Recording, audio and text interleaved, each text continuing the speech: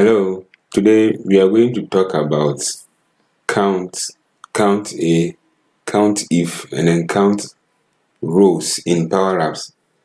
These are very important functions that is regularly employed or utilized in Power Apps for the purpose of counting items that may be related to a particular table or filtered table or even gallery.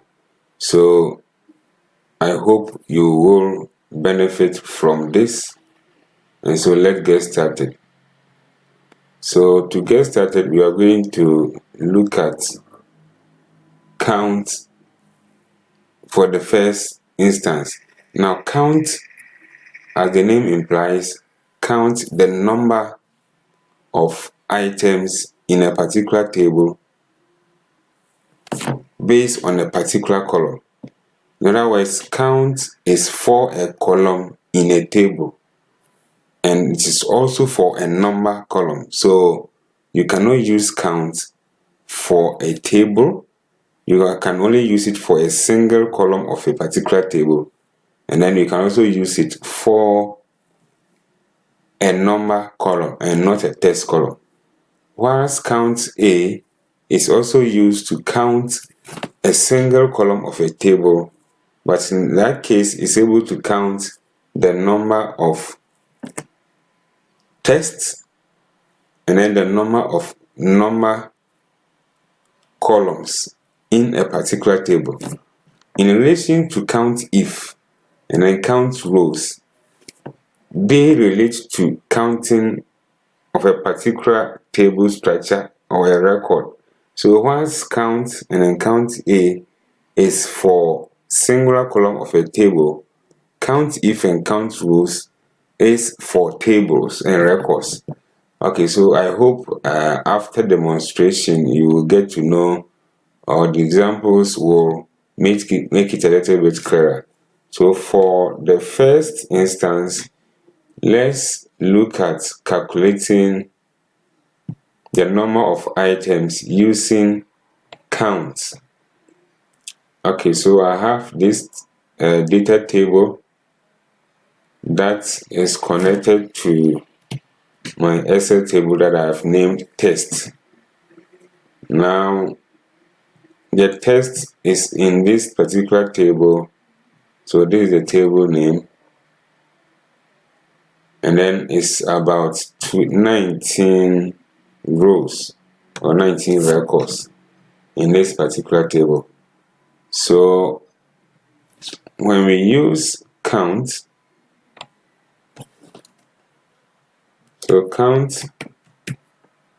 then the syntax that you bring the particular table, then the column that you want to count. As I said earlier, count is for a single column of a particular table. So for example, we can pick class 1, which is the name of a column, and give us 14. So what it means is that we have 14 items within class 1. So 1, 2, 3, 4, 5, 6, 7, 8, 9, 10, 11, 12, 13, 14. So rows or the blank areas are not counted, they are excluded from the count. So that is CountA. Now let's look at count. That is count, sorry. So let's look at CountA.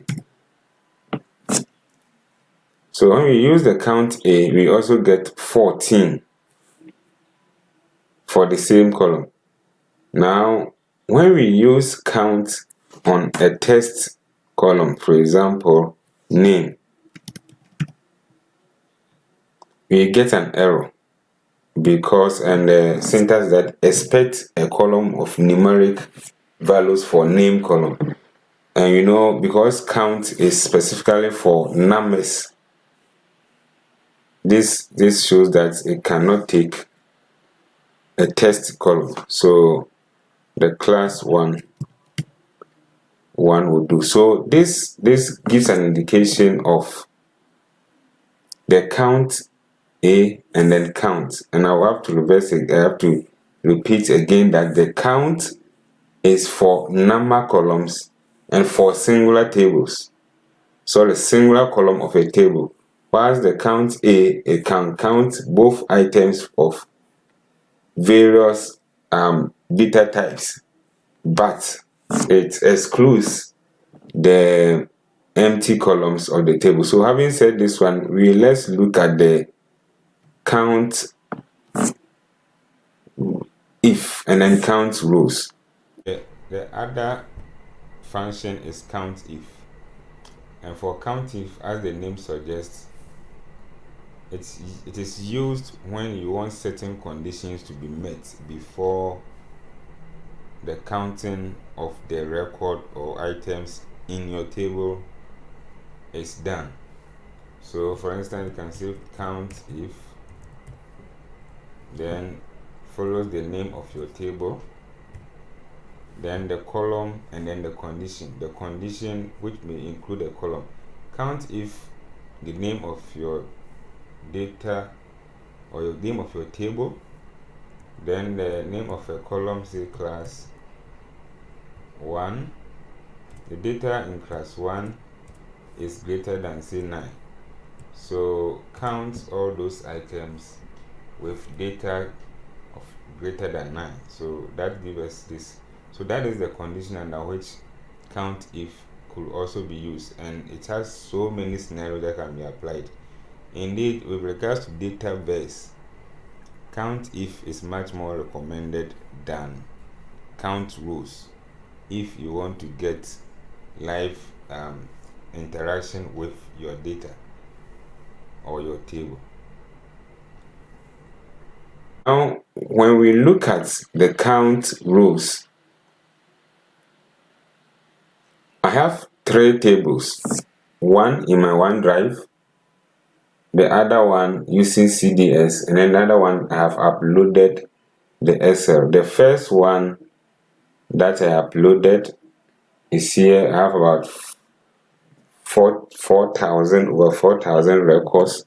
The same thing has been put in my OneDrive, and that is here, and I have uploaded it also into CountRows.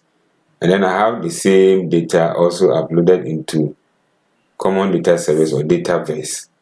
So when we compare the usage of the CountIf as well as the CountRows, now when you use the CountRows for gallery 5, we see that it counts for 500, although the number of records there is also 4,256 as we have in the uploaded version. Now, you know that the count functions are not delegable until recently that it has been made delegable in the database.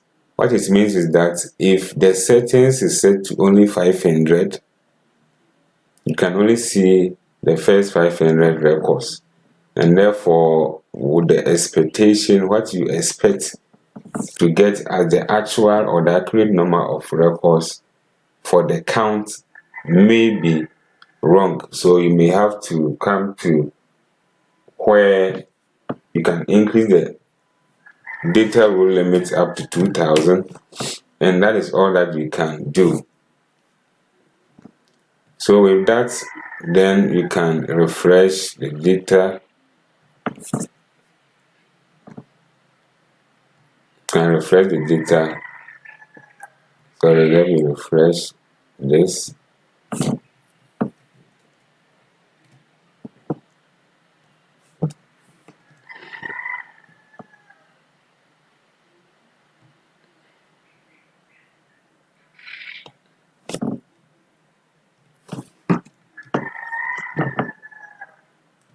Okay, let me restart. Sometimes powers can be sluggish. Let me restart. Restart. So I'm restarting to know whether the increment from 500 to 2,000 has actually taken effect.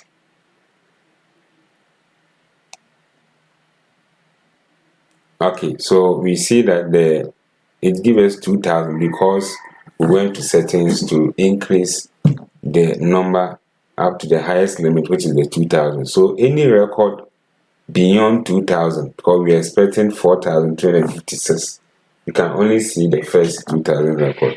That is the limitation. Now for uploaded files like Excel that we have standalone, that is not in OneDrive, that we have uploaded, the limitation is how much you already have in the Excel. So we are able to count all the items in the uploaded cell. So we have 4 counts of all the records in the cell.